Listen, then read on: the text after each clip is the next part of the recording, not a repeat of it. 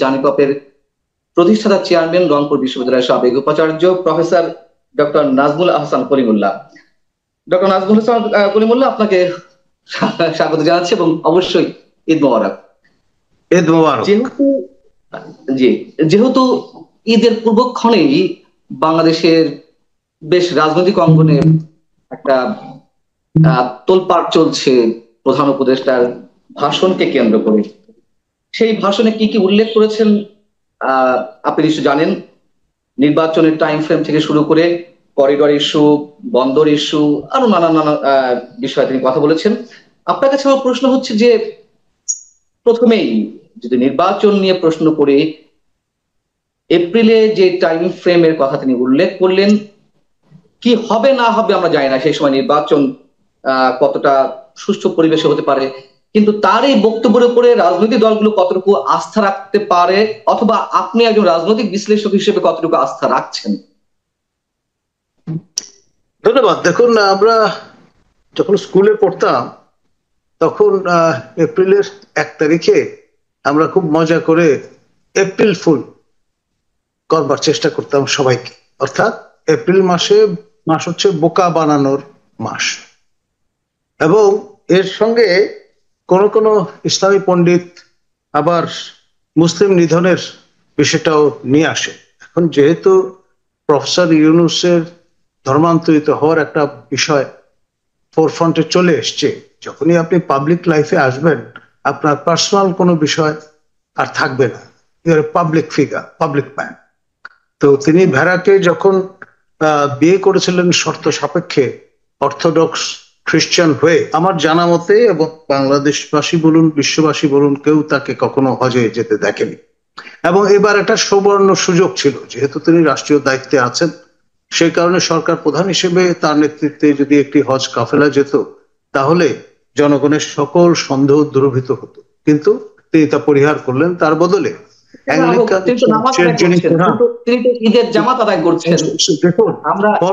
ফরজের খবর নাই, তিনি আপনার ওয়াজিব নিয়ে টানাটানিতে ব্যস্ত। সেটি অন্য বিষয়। এখন তার মানে আপনি বলতে চাচ্ছেন যে তিনি এপ্রিল ফুল করবেন, এবং রাজনৈতিক দলগুলো 12 দলীয় জোট এরকম একটি বক্তব্য দিয়েছে। কিন্তু আমার বক্তব্য নয়, 12টি দলের পক্ষ থেকে ঠিক এই টার্মটি ব্যবহার করা হয়েছে যে তিনি এপ্রিল ফুল করতে। একজন রাজনৈতিক বিশ্লেষক হিসেবে আপনি কি মনে করেন তার উপরে কতটুকু আস্থা জাতি রাখতে পারে, বা আপনি কতটুকু রাখছেন যে না, এপ্রিলে তিনি যে প্রতিশ্রুতি দিয়েছেন সেটিও বা কতটুকু আমরা আস্থা রাখবো? দেখুন, আপনার তার মুখপত্র শফিক মহোদয় বারংবার আমাদের বলেছেন, তিনি মানে তার যিনি এমপ্লয়ার প্রফেসর ইউনূস, তিনি এক কথার মানুষ। তিনি বারংবার বলেছেন, একবার জানুয়ারি, একবার ফেব্রুয়ারি, একবার মার্চ, একবার এপ্রিল, একবার মে, একবার জুন। অর্থাৎ জুনের একদিন আগেও তিনি নির্বাচন আয়োজন করবেন না। এই যে ধনুর্ভঙ্গ পণ, সেখান থেকে তাকে কেন এগিয়ে আসতে হলো, এখানেও সূক্ষ্ম একটা রাজনীতি তিনি করেছেন। জামাতের পক্ষ থেকে দাবি করা হয়েছিল এপ্রিলে যাতে নির্বাচন হয়, এবং তিনি জামাতের সঙ্গে নিজেকে আপনার এই যে কমরেডারিটা দেখালেন, তার মধ্য দিয়ে তিনি একটি বিভেদ বা সীমারেখা টানবার চেষ্টা করেছেন, এবং এই সর্বশেষ যে অবস্থানটি সেটি ব্যক্ত করে কিন্তু তিনি চূড়ান্তভাবে তার নিরপেক্ষতা হারিয়েছেন। তার সরকারের অধীনে নির্বাচন হলে কেউ এই নির্বাচনকে আর গ্রহণযোগ্য বলে বিবেচনা করবে বলে আমার মনে হয় না। আর বিএনপির পক্ষ থেকে যে প্রেস বিজ্ঞপ্তিটি হাজির করা হয়েছে সেটিও কিন্তু তার জন্য খুব ভালো সুখকর বার্তা নয়। আপনার তাৎক্ষণিক যে প্রতিক্রিয়াগুলো আমরা দেখেছি, আমাদের নূর থেকে শুরু করে, প্রিন্স থেকে শুরু করে, আপনার খেলাফত মজলিস থেকে শুরু করে, কম বেশি সবাই কিন্তু নানান রকমের প্রতিক্রিয়া ব্যক্ত করেছেন। তো ফলে এখানে তার জন্য কিন্তু পথটা কুসুমাস্তীর্ণ আর থাকলো না, এটি কণ্টকাকীর্ণ হয়ে গেল। এবং আমার যথেষ্ট সন্দেহ আছে তিনি এই ডিসেম্বরের আগেই আপনার তার এই রাজাসন থেকে বিচ্যুত হন কিনা। আপনি যদি বলছিলেন যে বিএনপির পক্ষ থেকেও সন্দেহ প্রকাশ করা হয়েছে তার উপরে আস্থা রাখাতে তারা আস্থা রাখতে নির্ভর করছে না আর কি। তো আহ এখন কি আমাদের জন্য সময়টি আরো জটিল হয়ে উঠলো? ডেফিনেটলি তারপরে আবার অ্যাংলিকান চার্চের প্রধান রাজা চার্লসের সঙ্গে বৈঠক করতে যাচ্ছেন, সেখানেও কিন্তু তার জন্য রাফ রিসেপশন অপেক্ষা করছে। আপনার কমিউনিটির পক্ষ থেকে যে সম্বর্ধনা দেওয়ার কথা ছিল সেটা নিরাপত্তাজনিত কারণে ইতিমধ্যে বাতিল করা হয়েছে। তারপরেও একেবারে পেডিগ্রি দেখে আপনার ডিএনএ টেস্ট করে জনা 10 কমিউনিটি লিডারের সঙ্গে একটা বৈঠকের কথা আছে। এখন দেখা যাক শেষ পর্যন্ত সেটাও আয়োজন করা যায় কিনা।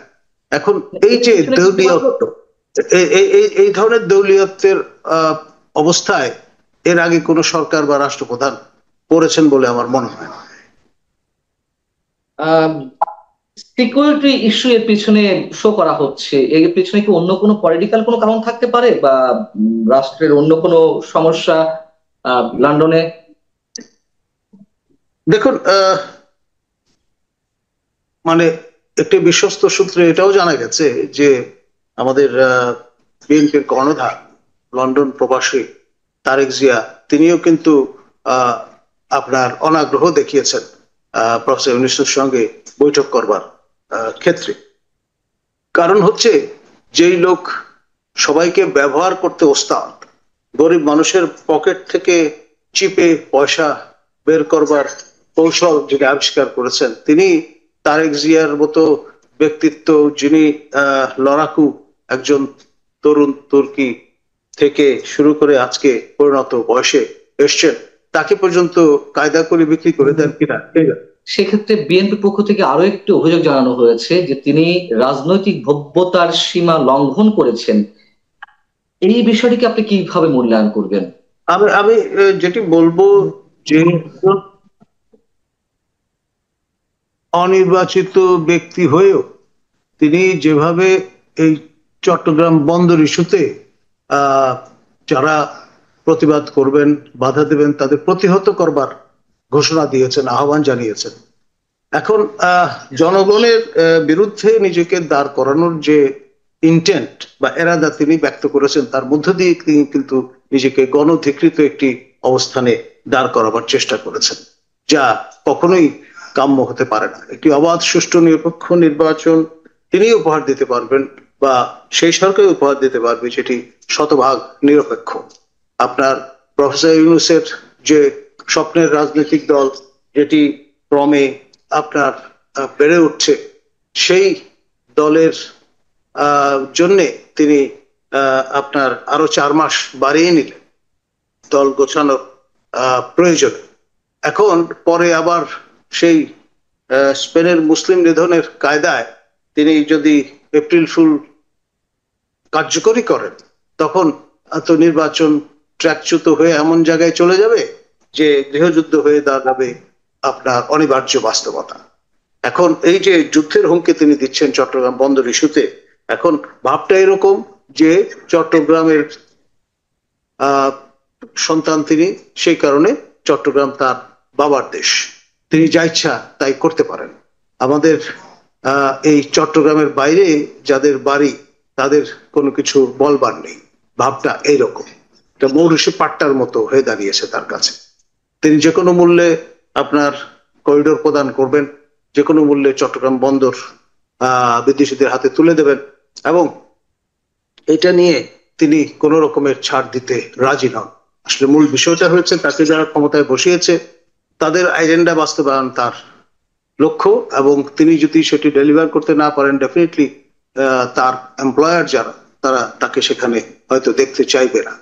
সেটা তার মাথায় আছে। সেই জন্যই তিনি ভব্যতা, সভ্যতার আপনার সকল রকমের সীমা পরিসীমা পরিহার করে আপনার নির্লজ্জ চেহারায় কান কাটা অবস্থায় জাতির সামনে আবির্ভূত হয়েছে। প্রফেসর কলিমুল্লাহ, আরো একটি স্পর্শকাতর প্রশ্ন আপনার কাছে রাখতে চাই। সেনা প্রধানত্ব করিডোরের বিরুদ্ধে কথা বলেছেন রাষ্ট্রের স্বার্থে, এবং একই সঙ্গে বন্দর বিদেশিদের হাতে তুলে দেওয়া হবে না, সেই সতর্ক বার্তাও তিনি দিয়েছেন সবার উদ্দেশ্যে। তিনি কি একই সঙ্গে সেনাবাহিনী, বিএনপি কিংবা আর যারা বিরোধিতা করা বা করছেন আপনি থেকে শুরু করে আমরা সবাই যারা দেশের স্বার্থে কথা বলছি, সবার বিরুদ্ধে প্রতিহত করা ঘোষণা দিয়েছেন, মানে সবাইকে প্রতিহত করা ঘোষণা, আপনার কাছে এরকমটা মনে হয়? দেখুন, প্রফেসর ইউনূস যেহেতু বিদেশি স্বার্থের প্রতিভূ, সেই কারণে তিনি আমরা বনাম বিশ্ব এইরকম একটি ব্যাটল লাইন ড্র করবার চেষ্টা করছেন।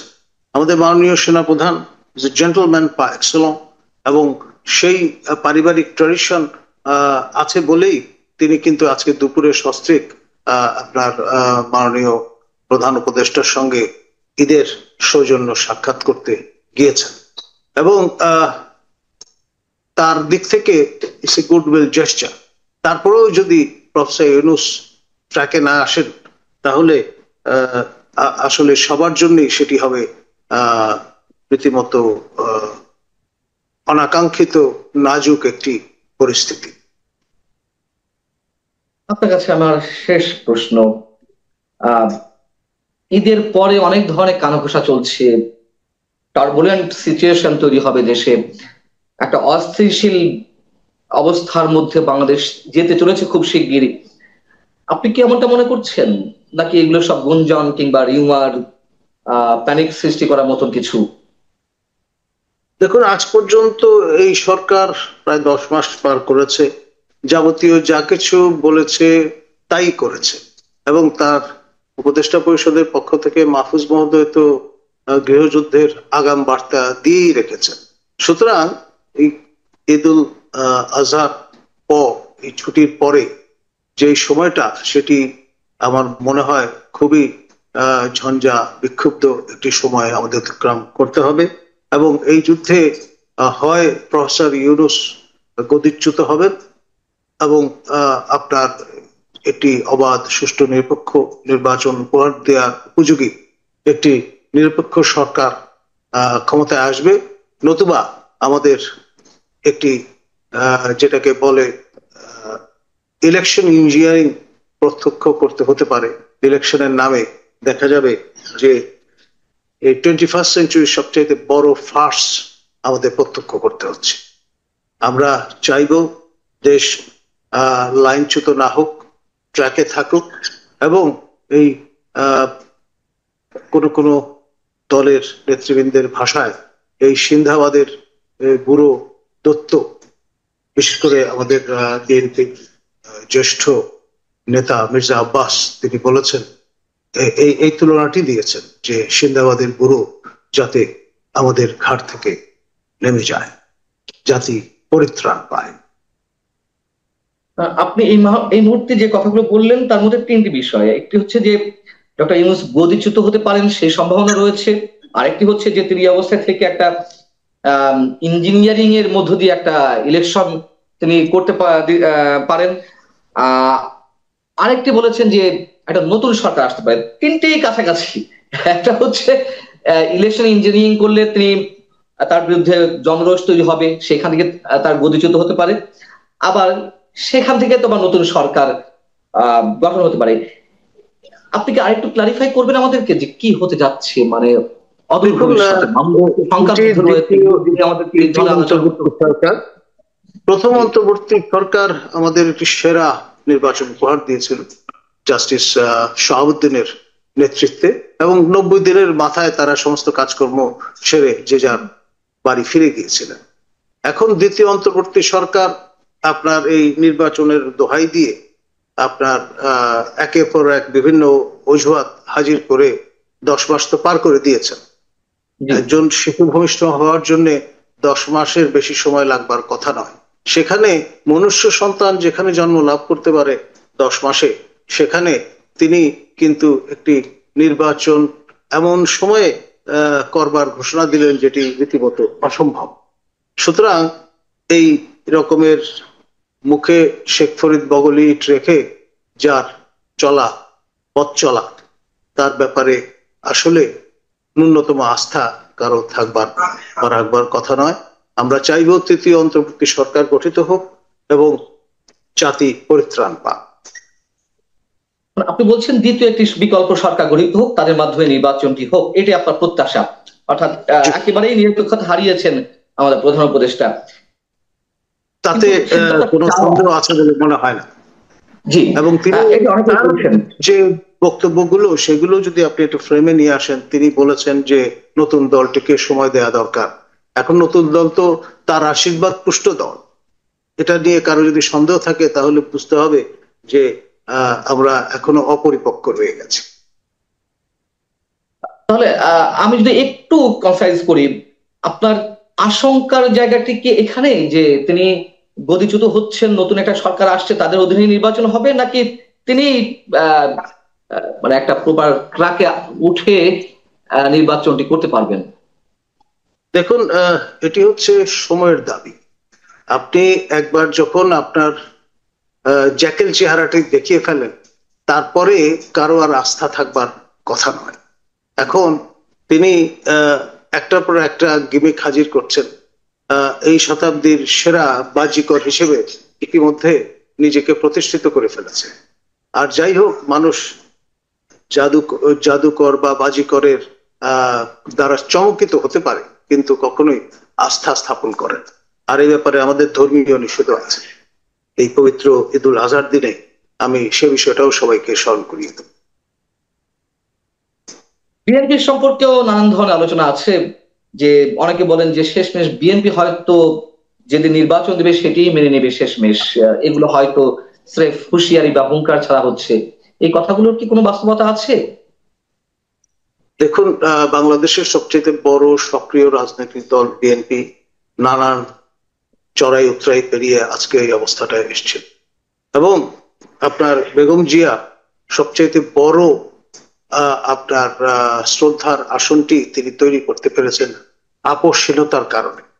আমার ধারণা তার পুত্র এবং তিনি এই শেষ সময়ে এসে তাদের যে আপনার ইমেজ, তাদের যে পলিটিক্যাল ক্যাপিটাল, সেটি তারা স্যাক্রিফাইস করবেন বলে মনে হয় না। যদিও আমি বলেছিলাম যে শেষ প্রশ্ন রাখছি, তারপরে অনেকগুলো প্রশ্ন করা হয়ে গেছে, এখন সত্যি সত্যি শেষ প্রশ্ন। ডক্টর ইউনূস আসলে কি চান? তিনি কেন এইভাবে তার কার্যক্রম আমাদের সামনে তুলে ধরছেন?